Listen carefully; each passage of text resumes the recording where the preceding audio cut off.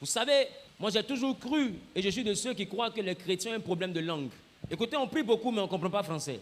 C'est la vérité. On s'attarde sur des mots pour en faire toute une histoire. Au fait, il y a des mots que les chrétiens ont décidé de ne plus entendre. Quand ils entendent ce mot-là, on te prend un badge, on met sur ton ministère, tu es à côté. Mais moi-même, je ne veux pas que vous preniez badge. Me concernant, prenez veste, manteau, casquette et lunettes. Mettez sur moi et puis jetez-moi. Et de la manière dont ils ont jeté Joseph dans le puits, vous allez me retrouver au sommet de l'Égypte. Dis à ton voisin, ça ne chauffe pas. Dis avec moi la chrétienté, le plus haut niveau, le plus haut grade du mysticisme. Par définition, c'est quoi le mysticisme?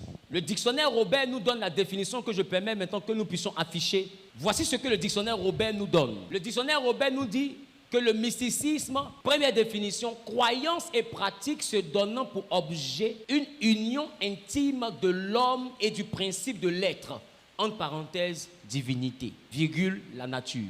Donc, il y a des mystiques qui croient en la nature et il y a des mystiques qui croient en une divinité. Et en exemple, vous voyez qu'on dit, en exemple, on parle de quoi? Mysticisme chrétien, virgule, islamique. Donc, vous voyez que le dictionnaire même français même dit qu'il y a le mysticisme chrétien.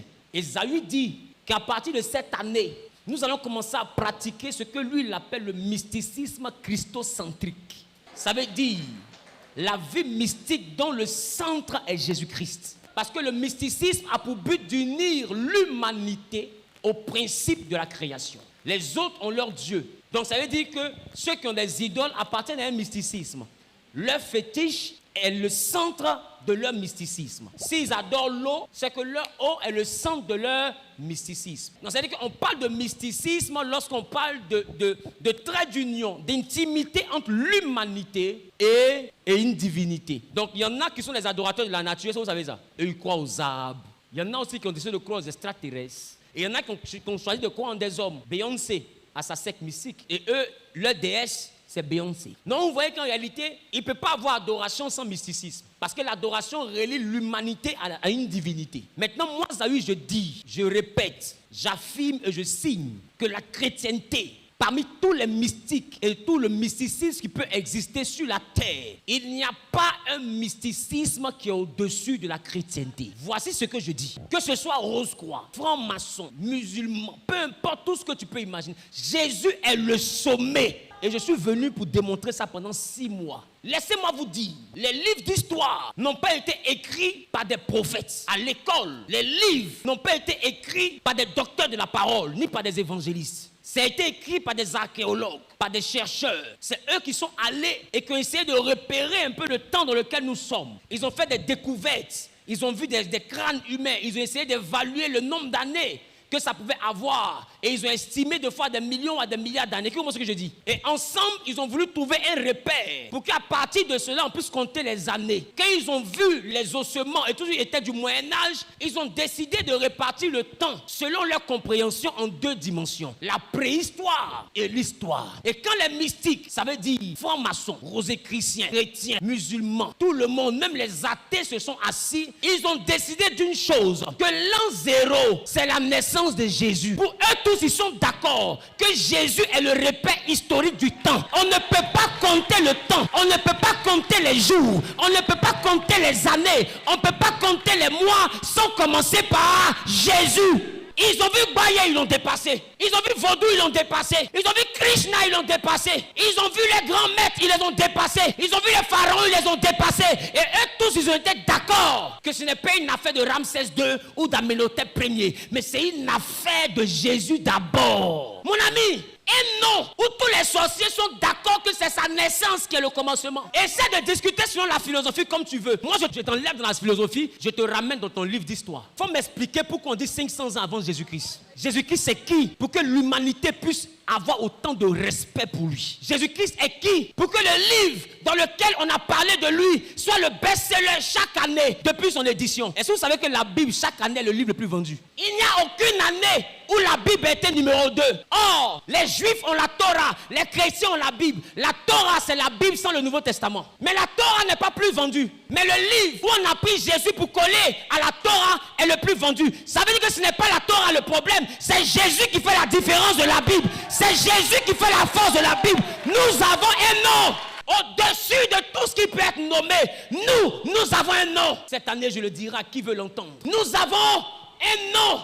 En Exode chapitre 3, plutôt à partir du verset 10. Maintenant, va, je t'enverrai auprès de Pharaon, et tu feras sortir d'Égypte mon peuple, les enfants d'Israël. Voici un homme qu'on appelle Moïse. Moïse est israélite de naissance, mais Moïse est égyptien d'adoption. Moïse n'est pas n'importe quel égyptien. Moïse est un égyptien de la cour royale. Moïse est un égyptien d'adoption, mais qui a grandi chez Pharaon. Ça veut dire que Moïse a été en contact direct avec les plus hautes pratiques d'Égypte.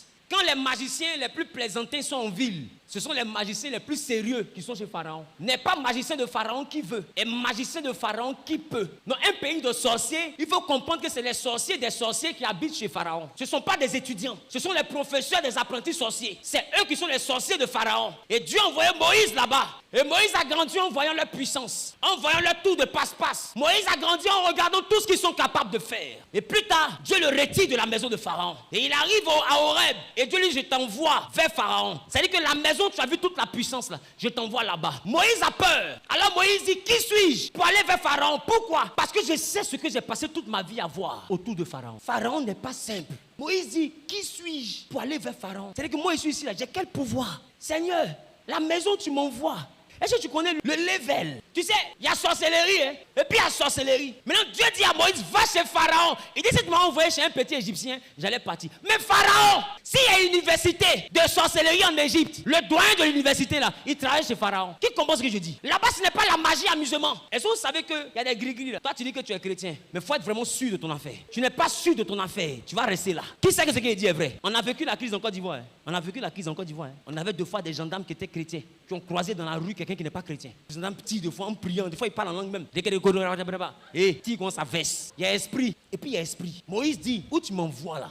Le niveau de là-bas. Je suis qui pour aller là-bas? Et Dieu dit à Moïse, je serai avec toi. C'est une manière de dire que le je suis qui là? Moïse ne parlait pas de physiquement. Moïse parlait de capacité spirituelle. Alors si Pharaon a des génies, Dieu dit moi, je ne suis pas beaucoup de génies, hein, mais moi seul, je serai avec toi. Et puis comment je serai dans ton camp? Face au camp des génies de Pharaon, on va voir qui va gagner. Moi, je serai avec toi. Donc tu n'as pas beaucoup d'esprit, tu as un seul. Mais sache que Moïse, peut-être que tu ne me connais pas bien, mais c'est moi qu'on appelle le chef des esprits. C'est moi, le chef des esprits. Le Berach Kaïroi, le commencement. Moi, je serai avec toi. Le Dieu que nous avons est plus puissant que les génies qui sont dans les eaux usées de nos villages. Le Dieu que nous avons est plus puissant que les génies qui sont dans les forêts sacrées.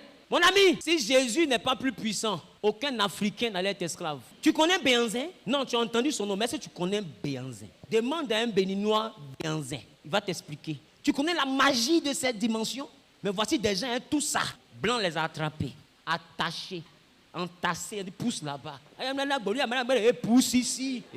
Bonia ne répond plus. Et puis un à un, ils les ont pris pour aller les mettre dans une plantation de coton. Si Fétiche était puissant, là, il ne peut pas bouger. Mais remarquez, ils ont pris quoi pour rentrer en Afrique? Ils ont pris la Bible. Quand ils sont rentrés avec la Bible, ils ont assujetti le continent. Vous pensez que vous parlez de qui quand vous parlez de Jésus? Je dis, la chrétienté est le plus haut grade du mysticisme.